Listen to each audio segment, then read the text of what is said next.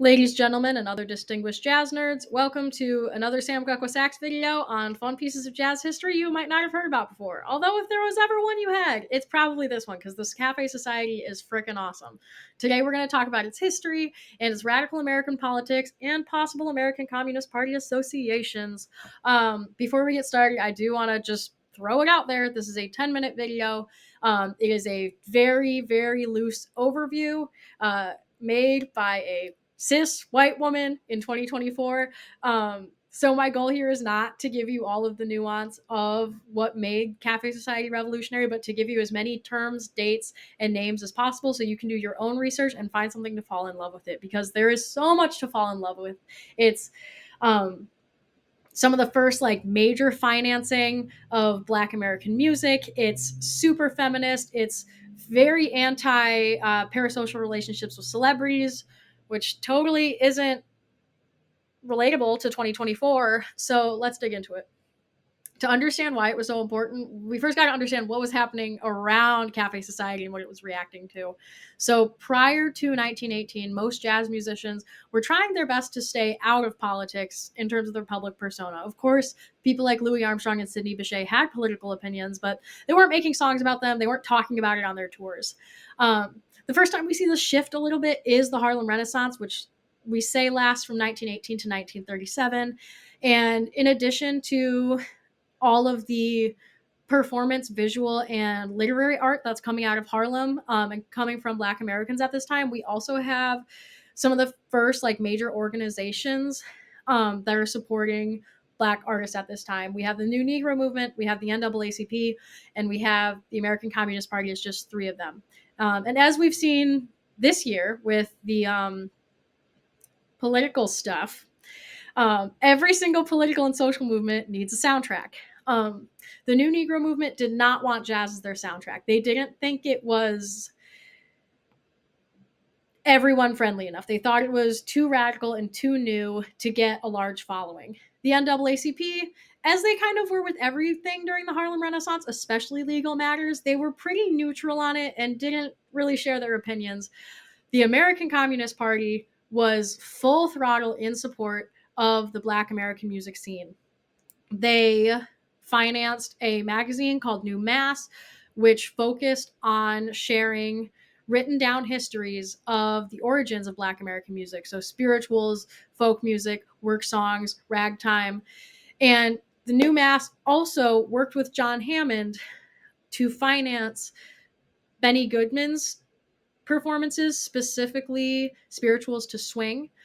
Benny Goodman was one of the first white artists to tour with an integrated band. So the American Communist Party was making a very conscious, money where your mouth is effort to show that they supported Black American music.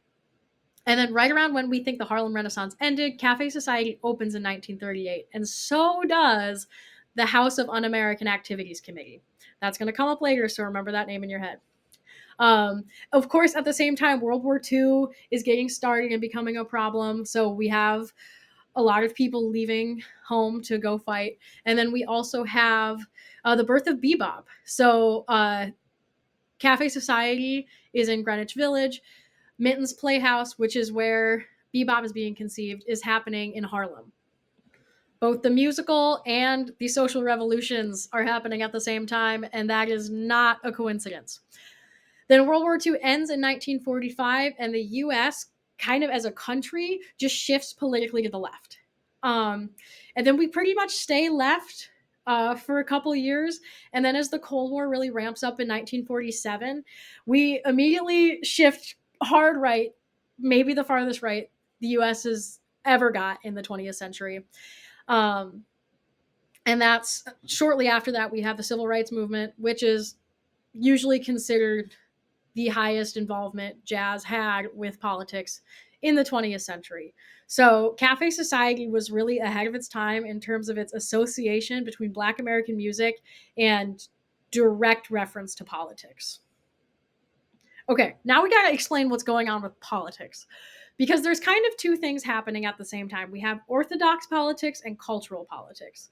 Orthodox politics is strategic movements to create direct changes in a social norm or a government. This is almost always an organized system. So these would be like sit-ins, protests. This is like the American Communist Party directly financing concerts and offering legal help to incarcerated Black Americans. And then we have cultural politics, which instead of being direct impact, it's proximate impact, and it's reactive and spontaneous, which means it's kind of occurring in our subconscious, and it's what we're naturally doing as we see things unfold rather than we're planning how we want to see the world change. This kind of today's comparison would be like social media when we talk about like safe spaces and healing and like understanding like safe language. That's more the cultural impact. And cafe society sits like perfectly in between these two. It's doing a little bit of both, and it's not doing either enough that it's not doing enough cultural politics that it can be accused of inaction, and it's not doing so much orthodox politics that it can be directly in trouble with the FBI or the House of Un-American Acts until much later. So Cafe Society was founded by Barney Josephson as a reaction to seeing all the issues with the clubs in New York in the 30s. He specifically went to the Cotton Club and was pissed about the fact that only Black people were serving and performing and only white people could function as the audience. He specifically said Duke Ellington's own mother can't watch him perform. So he also had a problem with the gangster leadership of the clubs, which often led to a relatively unpleasant club experience, high prices, low attention to food and quality of service. So he founded Cafe Society after being a shoe store owner for a long time. He had no experience in club ownership until Cafe Society. And this shoe store service approach he took was customer satisfaction comes first, which is part of the reason it was so successful. He also believed in fair wages towards every single person who worked for him. So Black musicians were saying they were making like $35,000, which a lot of money for that time. Their slogan was the wrong place for the right people. And Helen Lawrenson came up with the name Cafe Society. And this was an intentional choice to mock the cafe society culture happening in other New York clubs, which was where they would advertise and let in celebrities and celebrities' children and wealthy people's children for free in order to bring in the paparazzi and bring in those like parasocial relationships and the common folk who just want to be close to wealthy and celebrity folks so that they can feel included. So Cafe Society was a play on that. Everybody was in fun costumes. Where they were signifying these ideas of wealth, wearing fancy gloves but fingerless, wearing ill-fitting, high-quality suits. And we also have some really interesting residencies happening at Cafe Society. We have Hazel Scott, who, just go listen to her entire discography. Billie Holiday had a, I believe, 2-year residency at Cafe Society, and this was where she debuted Strange Fruit, and she did it as her closing performance every night. We don't have time to get into that, which is so sad. Mary Lou Williams, who's known for inventing the first 2 bars of the Bird Blues, or first 4 bars of the Bird Blues. So she is doing both the musical revolution and the social revolution. And Lena Horne, who Barney Josephson had a close relationship with. They were very close friends and they supported each other musically. I'd also like to note this was not an editorial choice by me to make all of these people women. That was Barney Josephson's choice. He was very much pro making women jazz musicians the resident artists at performances. And these are the cats. So I just love that. Now, we'll come back to the Un-American Activities Committee. No one thing really caused Cafe Society to close. Actually, it was so successful that they opened a second one further north in New York. But then, as the panic over communism during the Cold War became a big problem, and Barney Josephson's brother, Leon, was actually found trying to falsify documents for the International Communist Party. John Hammond, who I talked about earlier, he was a good friend and worked at the club for a long time. He went under FBI investigation, and his FBI report was actually over 2,000 pages long. The Un American Activities Committee started keeping an eye on the club, and because the club was often used as a place for members of the American Communist Party to meet and discuss, and because one of the American Communist Party's values was establishing a black nation on the North American continent, the government was very much not into that.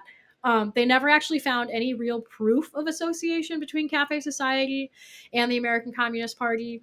So they basically made it as uncomfortable and as frightening to go to the club as possible. Until attendance at the club dropped by 45%, and both clubs had to be sold in 1949. But its lasting impact is still felt. It's thanks to Cafe Society that we have a lot of records of, and by that I mean literary, jazz journal, and musical records of so many spectacular women artists. Um, it's one of the many places where bebop was developed. Just yeah. Not a great ending by me, y'all. Sorry, but there's so many things happening with the Cafe Society. It was so far ahead of its time. And honestly, I think if it was founded today, it would still be pushing a lot of boundaries. It did really embody both that cultural healing and that direct orthodox action aspect to social politics. I'm going to link all of the resources I was using in the caption so that you can directly click them instead of freakishly Google searching. Until next time.